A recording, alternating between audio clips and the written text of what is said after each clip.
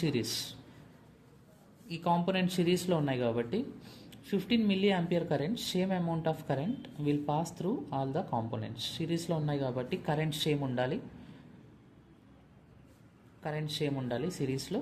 So 15 milli ampere current ఈ 2 కాంపోనెంట్స్లోనూ pass అవుతుంది. Now total potential or total EMF applied equal to potential drop across resistor plus potential drop across inductor. Now potential drop across resistor is nothing but